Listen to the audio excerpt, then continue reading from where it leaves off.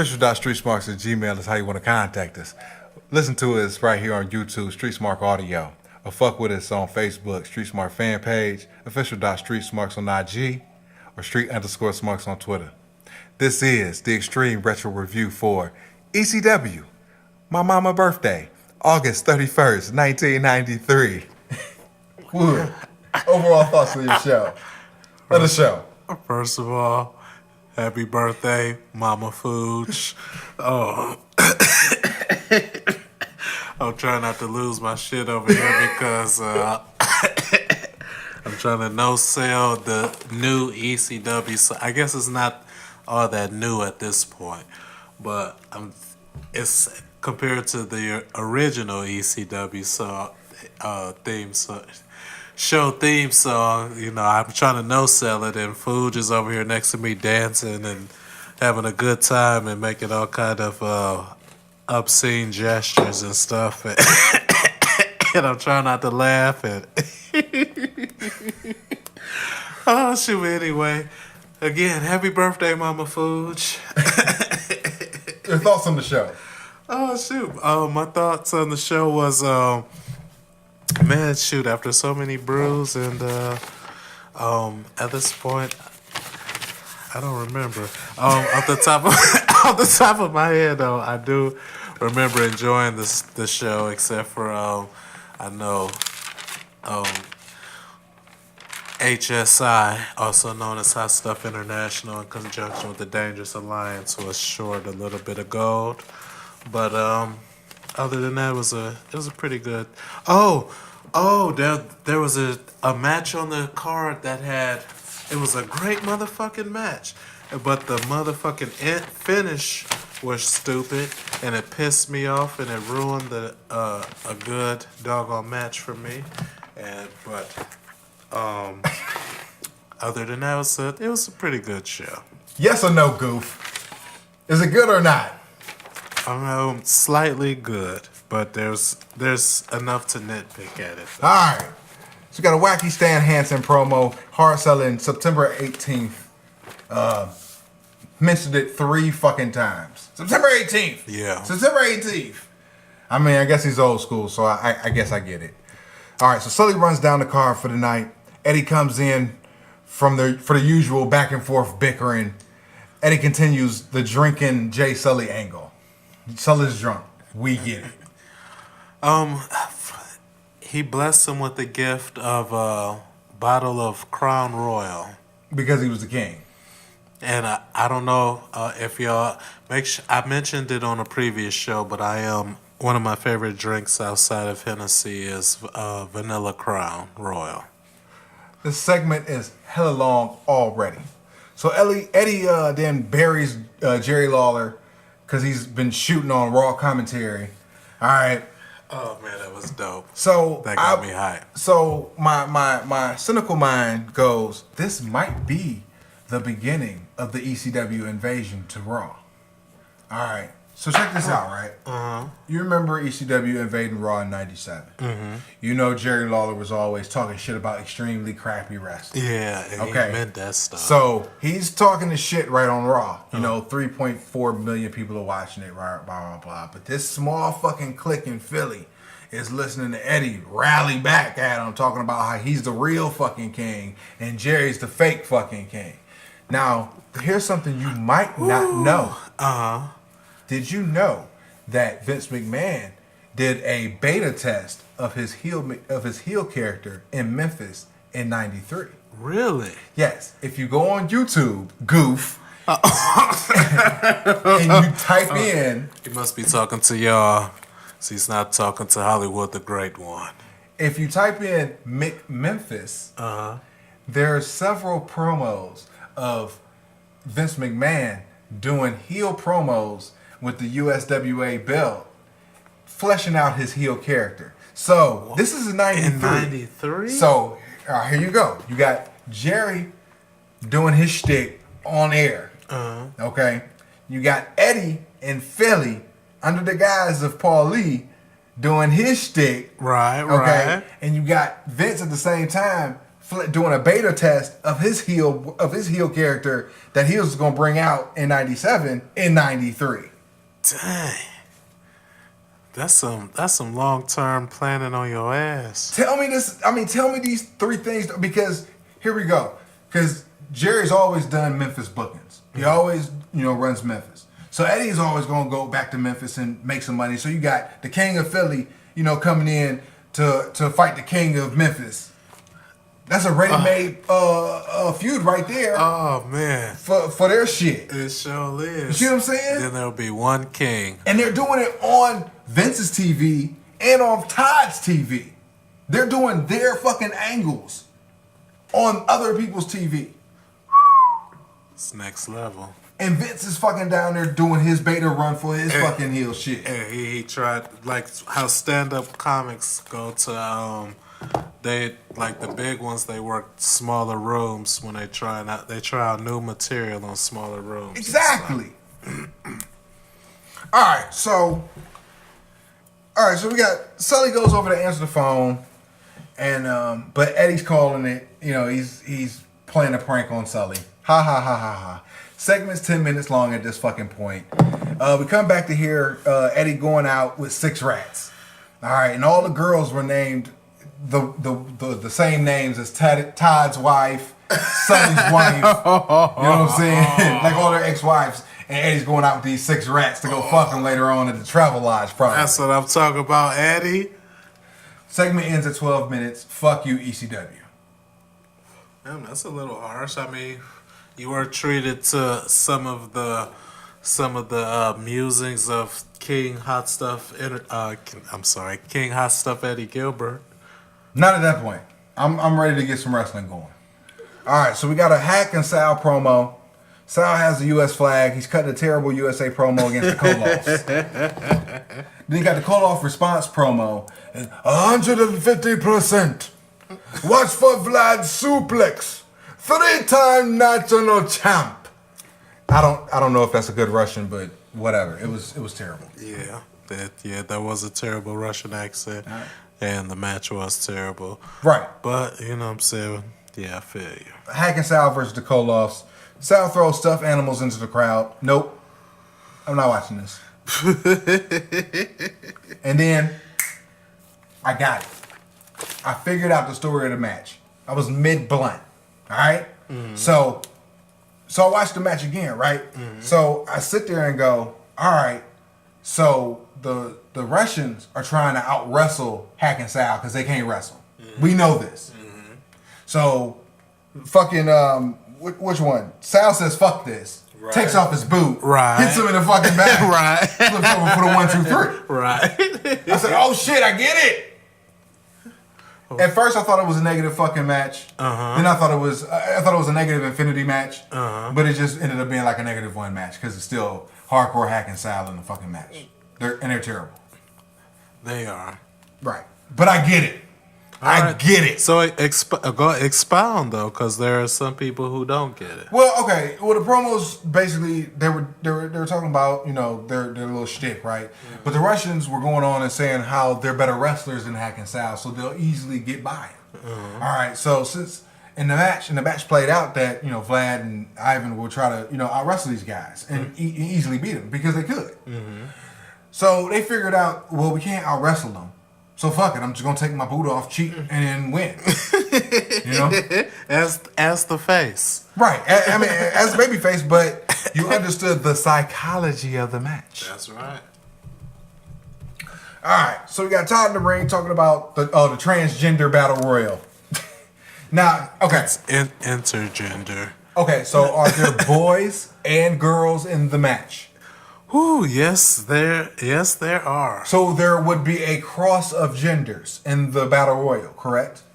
Correct. That's why it's intergender. So a cross also means trans. So transgender battle royal. So Todd's in the ring and he calls out the participants of the match. Peaches comes out looking skanky as ever. Now, she could be considered transgender. Right. But the other ladies are 100% women. All right. Somebody. So she comes out to the ring. I was like, they better not get this bitch a mic. And they gave this bitch a mic. They gave this bitch a mic. Gave it to her first, like like she's the prime motherfucking star of the match and shit. She cuts a quick promo talking about getting the money. She doesn't have to. She doesn't need the money, but so she's gonna win, so she doesn't have to suck dick for coke. You know what I'm saying? Pretty much. All right. And then HQR3 comes out next. That's right. He also says he doesn't need the money. He definitely doesn't need the money because he's a very wealthy man. He just wants to put women in their place. And there's 2 places women belong. Did you get that? Yeah, one's the kitchen. Uh-huh. And the other one is the bedroom? Come on, somebody. The Vooge knows. You know what I'm saying? Terrible Tiger comes out next to a nice sized pop. She's not worried about the girls, but for the guys, one way or another, she'll have them all going down to their knees. Oh man, and Hunter Q. Robbins III is a lucky man.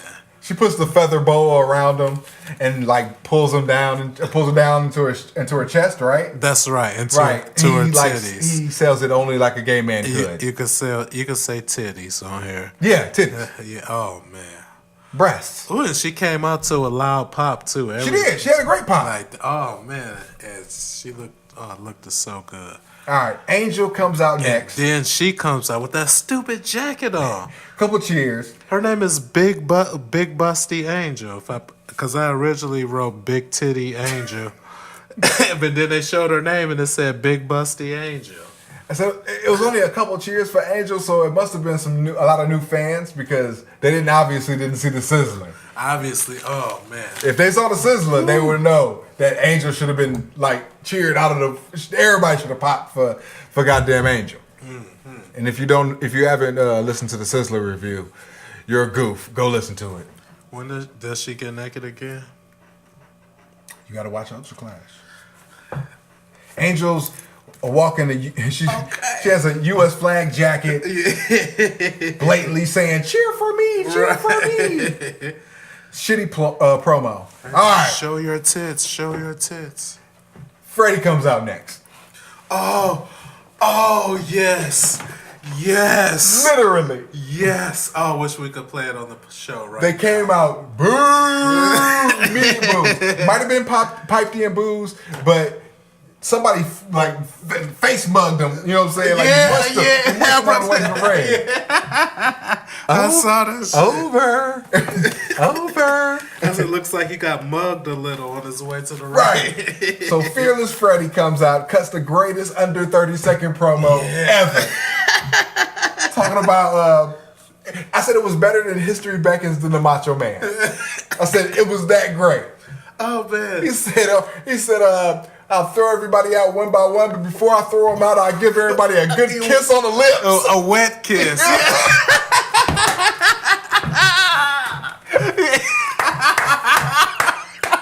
So I gotta ask you: is he really legit related to Eddie Gilbert? Yeah.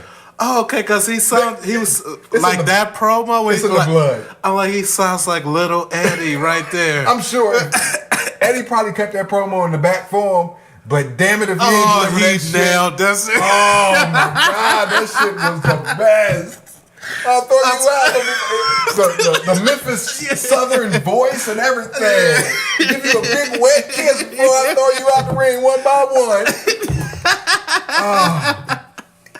And then Sherry Martel comes out last. The other people powder out the ring. Yeah. Sherry cuts a promo.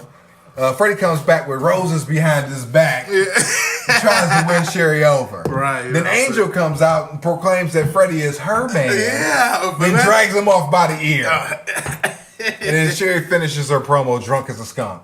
She's like, "Come on, I'm gonna kick some ass." I'm like, "Bitch, you drunk?" She did not look good in this episode. She said ass twice, which was yo. She was happy to say ass too. She was ready. She rehearsed ass. Right. So we got a second round tag title tournament match. Super D's versus Eddie, the King of Philadelphia, Hot Stuff Eddie Gilbert, and the Dark Patriot. That's okay. But he is the king of Philadelphia. Hot stuff. I'm sorry. Now I'm messing up. But see, this is why you got to be careful who you hang around with. Because sometimes when people mess up stuff, it trickles down to you. This is how it's supposed to be. The leader and founder of Hot Stuff International in conjunction with the Dangerous Alliance. He is the king of Philadelphia. Hot Stuff, Eddie Gilbert. Seconded by the fabulous Shane Douglas. Yeah, him too.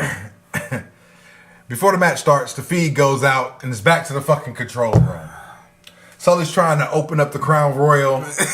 Eddie pulled the match, and some mealy mouth goof comes out and gives Sully some Dunkin' Donuts. He pays for Eddie's, and he said he pays for Eddie, and then he said, "I'm like, where the fuck is this shit going?"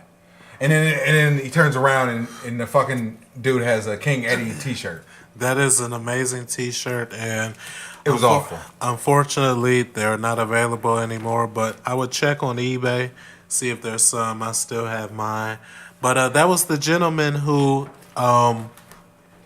Eddie was looking for, someone who, off the first person he saw off the street who could replace Jay Sully in the booth. And it was that gentleman. So it was a plan. All right, back in progress. No, he's just a very hard-working individual. Who happens to be around the ECW arena all the time. He delivers Dunkin' Donuts, and he walks down the street by the ECW arena. Dark Patriot with the heat on number 2.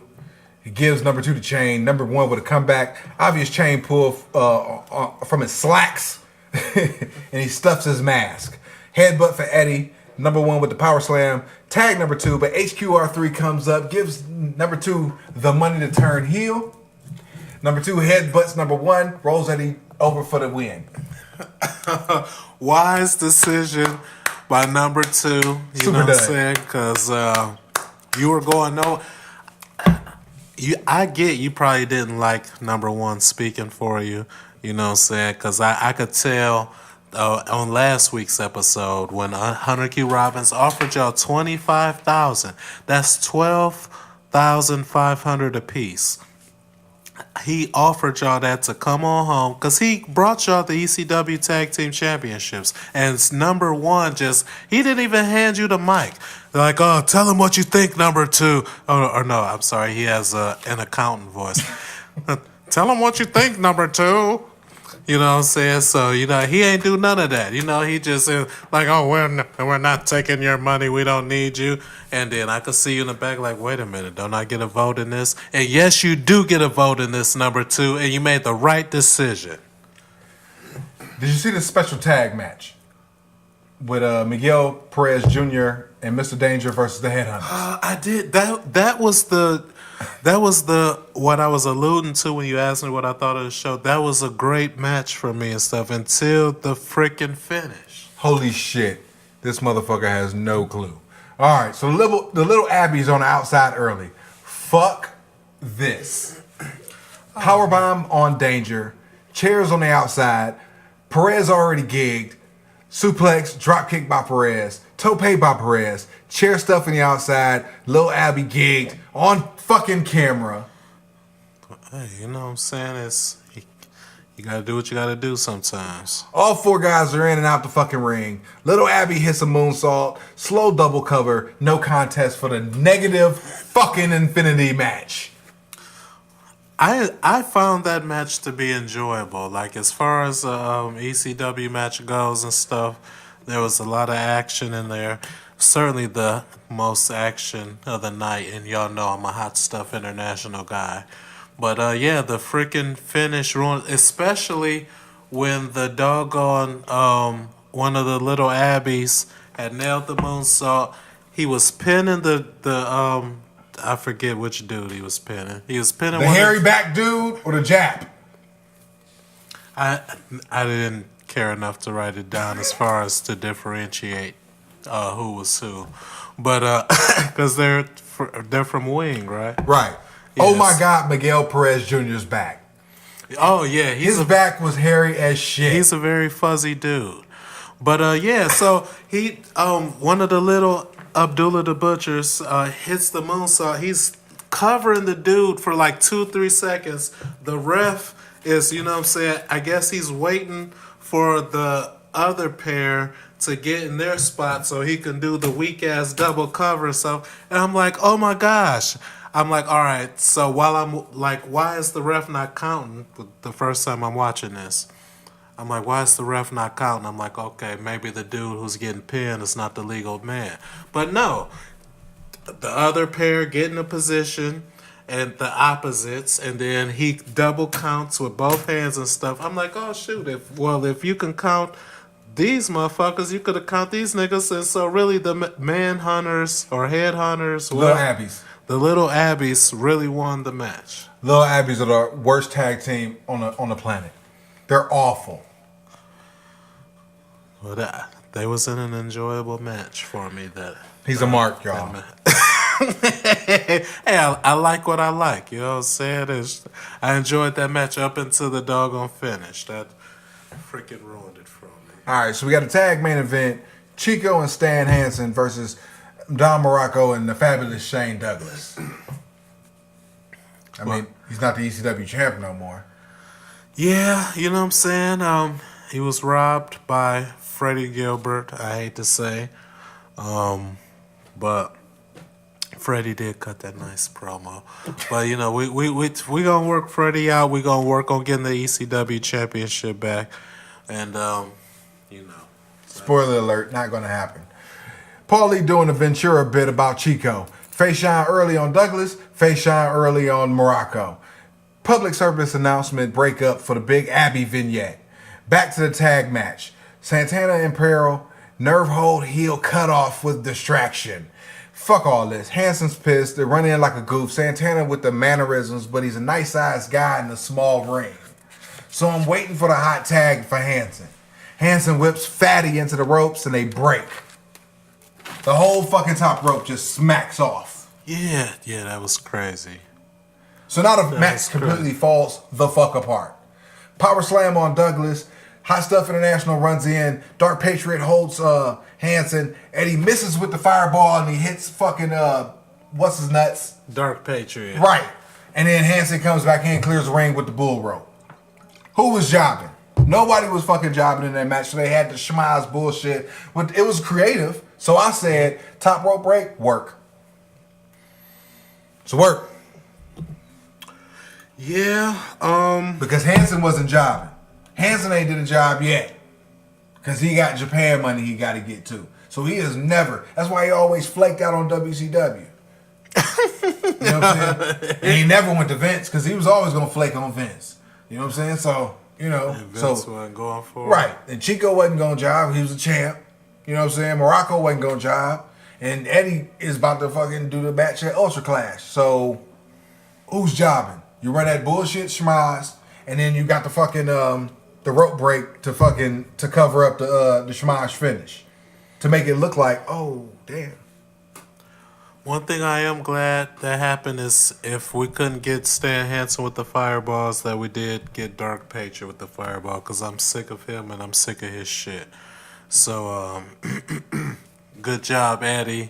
And you know, hey, if you can't get the main target, at least get the motherfucking snake in the grass. Cause yeah, I'm done with Dark Patriot. It's dissension in Hot Stuff International in conjunction with a Dangerous Alliance, y'all. That's right. And I'm gonna have a nice little talk with Paulie, and we're gonna talk about getting rid of the Dark Patriot, cause it's over with for him.